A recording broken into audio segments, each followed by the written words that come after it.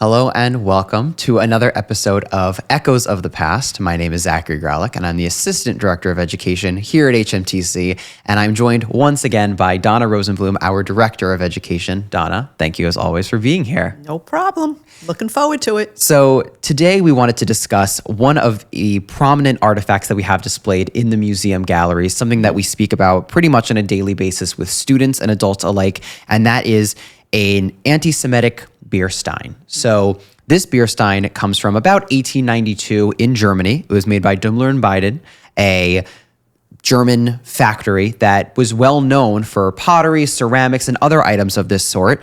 And at first glance, this item doesn't really seem out of the ordinary. It's a really ornate piece and something that, you could see the avid collector wanting to have maybe in their home or on display or anything of that nature. But when you start to analyze it and look at it a bit more closely, you start to notice some of the unusual aspects and phrases, imagery. So Donna, I want to ask you, when you look at this item, what specifically stands out to you? What do you point to first and foremost when you discuss it maybe with students that come through the museum? Right. So again, the images. There are images right on the top of the stein, and in other places on the beer stein that are caricatures of Jews, depicting them in a very negative light, okay, with the standard demon look.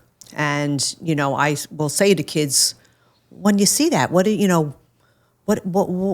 you think Jews are being displayed this way? And when you see that image, how does it speak to you? And we talk about the negative connotations, how Jews were depicted. And then right on the opposite side of where the beerstein is in our Gallery 1, there is a caricature of a Jew with his hands in the world. And it's an extremely negative depiction that, again, talks about a lot of that same anti-Semitic concept of Jews controlling the world, Jews controlling everything. They have their hands in everything, and a lot of all the negative stuff that goes with that. So that's one of the first things that I point out. And the kids are usually pretty disturbed by the beerstein. Yeah. They kind of freak out a little bit about it. Yeah. I mean, for me, I think this is one of the most powerful things that we have in our entire museum. Photographs, artifacts, videos. For me, this is one of my key areas that I discuss the history of anti-Semitism and really how the Holocaust took place, because I feel that this item alone really tells the whole story, because you see what's being said and shown on here, and you also have to remember that this artifact, this specific item, is from about 50 years or so before the Holocaust, right? So you look at it, and you have to put it into historical context. And that's what I always try to do for the children, to explain to them that this was not during the Holocaust. This was not made a day, a week, a month, or even a year before, let's say Auschwitz or the camps that they're familiar with started operating. This is from decades prior. Right. And the fact that a company felt so emboldened to make an item of this nature and really mass produce it as they mass produced all their other items of ceramic and pottery and whatnot, it shows that there was clearly a demand for such an item. No business in their right mind, or business owner in his right mind, would make an item, mass produce it, if they didn't feel that the demand from the public would be there. Right. So I think that alone shows that something like this, people wanted it, people supported it, and obviously not everybody. It was part of the culture. It was absolutely blatantly part of the culture. It was embedded in the society that something like this was acceptable. And that's, again, one of the things that we really do try to stress about anti-Semitism, was that anti-Semitism is always there under the surface in cultures. And you're talking about the time frame. So yes, the 1890s is pretty critical because when you look historically at what's happening, you have it's a time of extreme nationalism in Europe. You had unification movements. You had the unification of Germany and Italy happening prior to that. Countries were forming, right? New countries. So you had this extreme nationalism. And when you have extreme nationalism and when you have extreme patriotism, you have emancipation, you have rights, you have all of these things, but at the same time you have the backlash, where groups of people were being given rights that maybe didn't have those rights before. And there are many people in society that say, well, I don't think they should have those rights. They're not equal to me. and that has continued. We have that in 2025 too. It's not something that ever really goes away. Yeah. So we really have to look at the historical. And you're right. This is 50 years before, but anti-Semitism is ancient. Goes all the way back. Yep. And and it just keeps morphing and changing. It went from being religious to political in nature, and today it's still extremely political. And that's the reality. Yeah. And you mentioned how during this time period, especially the late 1800s, early 1900s, you have all these different minority groups across the world really finally getting some semblance of equal rights and appreciation and being able to live their lives the way that they would have liked to. And, Jewish people, especially in Central and Western Europe, really were experiencing that. So as you said, these groups started to really come out of the woodwork to show their dissatisfaction with that taking place. And we saw at the exact same time, it was taking place here in America, where you have the civil rights movement really starting to grow in the late 1800s, right after the Civil War. Right. And slavery is abolished. And you have the development of the KKK really coming to... I wouldn't say civil rights. We would say that was you had the Reconstructionist movement, and you had the rebuilding of the South from the Civil War. So, and you had a lot of... here you had the 13th Amendment and the 14th Amendment and the 15th Amendment being passed, and then there was extreme backlash. Absolutely. And you have the beginning of those Jim Crow, and you have all of these things preventing blacks from having equality when they were guaranteed it in the Constitution. Right. Absolutely. So we see it happening at the same time, different places of the world, but very similar circumstances. It's all about how history kind of parallels itself even in completely different areas of the world. Right. So in looking at the beerstein, I'd love to touch on a few of the specific things that are said or depicted on here. So when it comes to the wording on here, we see how there's a lot of quotes that are written on here that are attributed to pretty prominent historical figures in German culture. You have Otto von Bismarck, and then you have Martin Luther. So you see here, one of the quotes is, "Trust no fox in the meadow and no Jew on his oath." A very well-known quote utilized in many ways, especially by the Nazis in the decades to follow. And that's largely attributed to Martin Luther in some way, shape, and form. Right. And it's that age-old stereotype of Jews can't be trusted. They're sneaky. They're sly as a fox. And this was utilized in other forms of media, such as children's books. Right, which was going to happen later. And again, a lot of people don't realize when you study history and you take a look at Martin Luther and the Protestant Reformation, and you see all of the things that he stood for, a lot of people still don't realize that he was an extreme anti-Semite. Initially, he wasn't. Yeah. He actually thought that the Jewish people were going to join his movement to break with the church. He thought that Jews didn't want to come to Christianity because of all the corruption.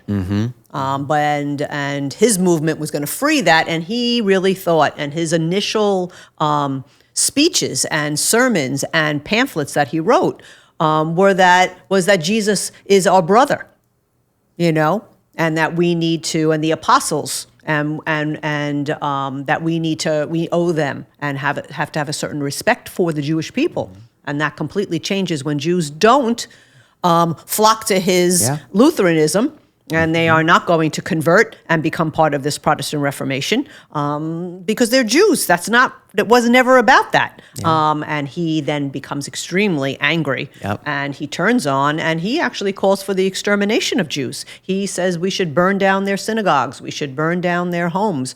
We should expel them. And we should basically kill them. That it's okay because they have rejected God.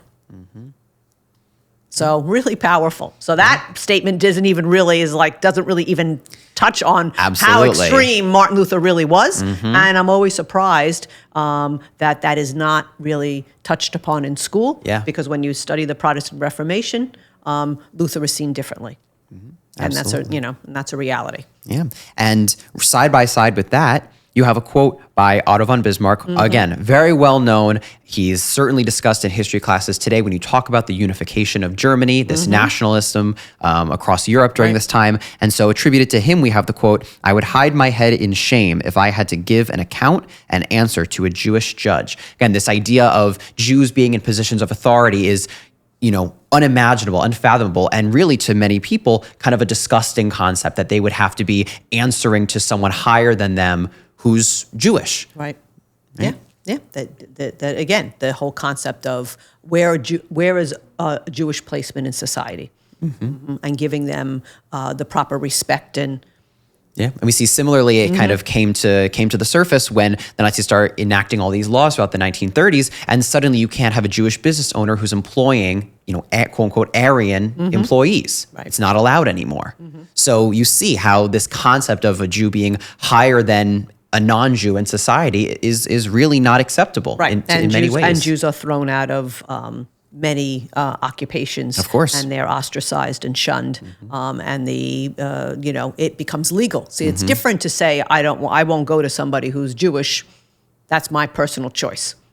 When you legalize it and you say that they cannot work and that a good German is not going to utilize or employ or buy anything from a Jewish business, is a whole different ballgame. Yeah, absolutely. And looking more closely at some of the imagery that's depicted on the body of the beerstein, we see, as you mentioned, these caricatures.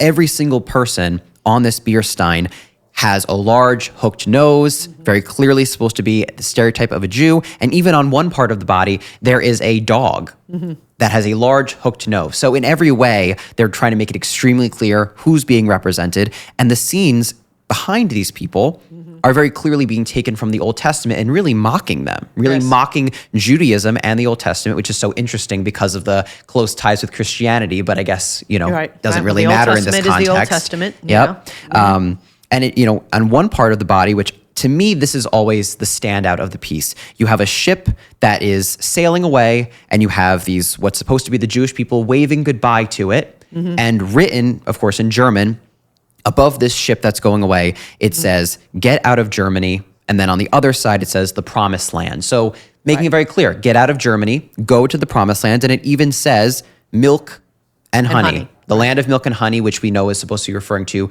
Jerusalem, the Middle East, and what today is Israel. And so the messaging is extremely clear.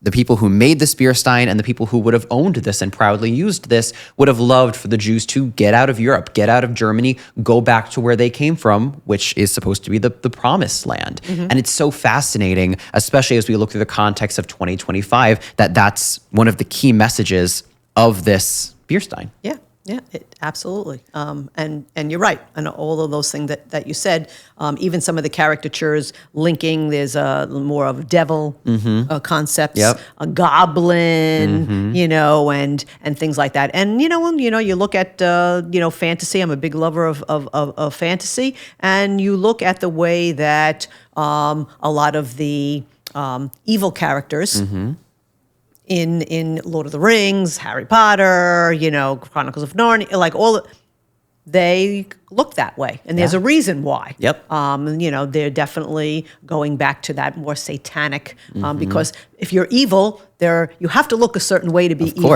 Of course. Gandalf and his white is not going to be evil. That's the whole point. Of the good versus evil. So evil always looks a certain way, and the Jews are depicted that way, and it's clear on this, beerstein, as well as other things that we talk about in the museum that hit that message home as well. Absolutely. And when I speak to the students about this, and they're really studying, they're looking, they're analyzing, it's pretty small writing and images, so they're getting really close, and they're looking and trying to identify different scenes. I really try to break it down for them into really what they're looking at, because sometimes it's, it takes a little bit for them to register what this all means. Right. And so I try to express to them and stress that, again, this is a beerstein that someone owned. They probably had it on display in their house. Maybe they even took it outside their house, maybe to the local beer garden, to a social setting of some kind. It might even have been at the beer garden where it was on display, and every time you walked into the bar, you had your own beer stein. That was very common as well. Yeah, and so most likely, whoever owned this was proud and showed it off to family, friends, whoever came in and was willing to take a look at it. And so I say to the students, imagine in your home, there's a mug that you love, or a backpack, a book, just some item that you love. Maybe your mom loves it, your dad, someone, they cherish it and they show it off to company when they come over. Now imagine if that was just covered in hateful speech and images. how would you feel? You couldn't really imagine that. You couldn't imagine walking into school every day, first period, and your backpack is, covered in such hateful language, and you show it to your friends, and they like it. They congratulate. What a great purchase. I can't believe you got that. It's unimaginable to us, but that's the reality behind this item. And that's, again, how, like we said earlier, how normal anti-Semitism was and embedded in society, that someone would feel so emboldened to own this, and that a company would feel so proud to manufacture it and make a profit. Exactly. So, we have to look at these things, and we do have to, as much as we are living in a crazy world, at least I do feel that in 2025, maybe, in La La Land, that this kind of thing is what we have to, wouldn't be so blatant, even though we have other blatant issues and problems of today, but that no one would have a beerstein like this. Yeah. Yeah, but it parallels, as I said, the messaging of today in an item that's from, again, 50 years before the Holocaust, right. Which is what's so interesting about it. And as you mentioned, when you speak to the students about this, you oftentimes will turn their attention then to the wall that kind of faces the beerstein, and you see the Protocols of the Elders of Zion and other cartoons from that era showing the similar type of propaganda. But even more interesting, adjacent to all of that is what we call our family photo album. Right. That is just a wall covered with black and white images from life before the Holocaust, showcasing Jews just living their lives in Europe. And none of them look like this. Exactly. And that's the whole point of Gallery 1. We're showing, we talk about all of the historical aspects of anti-Semitism, the blood libel. We talk about all the expulsions. We talk about the diaspora. We talk about all of these things, and then we show Jews who look just like everyone else, and who are doing things just like everyone else, and that these are all propagandic. That's what anti-Semitism is. It's just pure hate, and it's not based in anything that is actually factual or real. Yeah, and we try to, at least I try when I speak to the students in the museum, I try to not understand, but I guess look very briefly at how this can happen, because I think that's an important part of the story. You can't just look at it and go, oh, that's so horrible, and kind of move on. You have to understand how this happens. In order to prevent hate, racism, and genocide, you have to understand, how do you get to that place? And so for me, I remind the students that Jews were then, still are now, a minority group in this world, of course, very small minority group. And when you look at Germany prior to World War II and the Holocaust, less than 1% of the German population was Jewish. Right. And so for most people, especially those maybe living in the countryside of Germany, in the smaller towns and villages, they probably had never even met a Jew in their life. They had no clue really anything about them. And so all they ever really knew, or thought they knew, was what they saw in newspapers, in items just like this. And if that's all you hear growing up, if that's all you see, then in some ways, you have to understand why they may have bought into it. Exactly, and it's the same thing today. Yeah. And, you have the same thing today, and for some students and people, they're learning everything on social media, and they believe what they read, and they see things on social media, and they've never met anybody who, and it's not just about Jews, it could be about any group. Yeah. We know it's much easier to hate a group of people or hate people that you have no contact with. Yeah. You believe, all of the things that you are told about them. Yeah. And a lot of the times it's when you meet somebody and you say, geez, you don't behave the way that I was taught, or you don't act the way that you don't look the way that and you realize, well, because these are lies. And that's why it's so important to try to get out of your comfort zone and have people that represents so many different ethnicities, religions, races around you. But. And in many ways, it doesn't even come down to just races and religions and ethnicities. It's also about just countries in general. I think we all grow up where we grow up, and you see things on TV about countries of the world. Oh, you shouldn't go there because X, Y, Z, or this country's like this, and the people from this country are like that. And you just assume, well, that's all I know for myself. I certainly grew up watching cartoons and other shows, and I just heard things about countries and had no reason to doubt it, and that was it. I never knew anyone from any of these countries.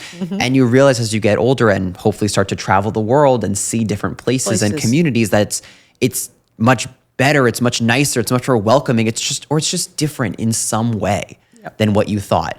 And it's important that we stress to the kids, and I know we do a very good job of it as much as we can, that if you don't know people, if you don't know a group of people, again, whether it be race, religion, sexuality, doesn't matter. You got to give it a chance, and you have to have an open mind. And like you said, unfortunately, much of what they're learning today is from social media. And back in the 1890s, this was their form of social media. This was how they learned. Yeah. From newspapers, absolutely. Cartoons, items like this that they would just buy at the market. And there were games. There was a beer coaster that I use when I go out into schools that says whoever buys from Jews is a traitor to his people. Yep. With that same ugly caricature of a Jew. Yep. I mean, that's so powerful. Imagine. That's you go to the Outback and you sit down and you have your drink and that's what you're given. Yep. I mean, and you're drinking out of something like this. I mean, what are you supposed to do? Right. I mean, it's crazy. It's hard to think about, but when that's what you're up against, and that's the propaganda that at that time in Germany and other parts of Europe was being basically force-fed to people, you have to understand how this can happen. Of course. So we really focus on what hate can look like, and this is just one of the ways that hate can come about, and it's just unsuspecting sometimes in an everyday object. Right. But again, the fact that this is an artifact, okay, we didn't create it. Of course. This is not a picture of this is the actual artifact. Yep. So it carries an extreme amount of weight, and really, that's why artifacts are so important in carrying that message. Because it's one thing to have a picture. In today's day and age with AI and everything else, you can fabricate whatever you want. But again, part of being in a museum is to see things firsthand. Absolutely. To see the prisoner jackets, to see the yellow star, to see the passports with the German symbol and the J. I mean, that's extremely sound. You cannot say, oh, well, that didn't exist. Yeah. Or you made that up. Yep. Well, no, I didn't. Yeah. Yeah. And I think as we wrap up here, I think that it's also important to mention that these types of items that are just so hateful really can appear even in our world today, anywhere where you least expect it. I mean, the donor who so graciously gave this to us for our permanent collection, he himself was just an avid collector of beersteins of any kind. And he, I have to imagine, just stumbled upon this maybe at some sort of, flea market or fair or wherever it is that he would typically buy antique beersteins. And he thankfully had the knowledge to recognize this for what it was and then remove it from his own collection in order to be in ours permanently. And so I think it's a reminder that these types of items, whether they're being manufactured in 2025 or the 1890s, they're still out there in circulation. We have a lot of people who come in with artifacts all the time, and they say they found this somewhere. They were at a store, they were at a flea market, or they're cleaning out their house, or someone passes away, they didn't know what to do, and so they brought it to us because they wanted it out of circulation. And so it's just important to remember that it still is out there of hate of any kinds on these types of artifacts, and there are people who are unknowingly spreading it, and some people who are knowingly spreading it. That's right. So it's just important to mention that. I think it's important to mention how we got this type of item, how it came to us. I think that's always interesting, and again, worth mentioning. And again, we make it a teachable moment. Exactly. We use it for in the education lens, that we're not continuing to spread the hate. We're using it to show that this is where hate leads, and this is what we are combating against. And that's our mission here, is to create a more tolerant society. Absolutely. Well, thank you as always, Donna. I really appreciate having you, and these conversations are always really fulfilling. So thank you as always. You're very welcome. Thank you as well. And for anybody who's looking for more information on HMTC or to listen to other episodes of HMTV, go to hmtcli.org. That's right. And come and see the beerstein yourself.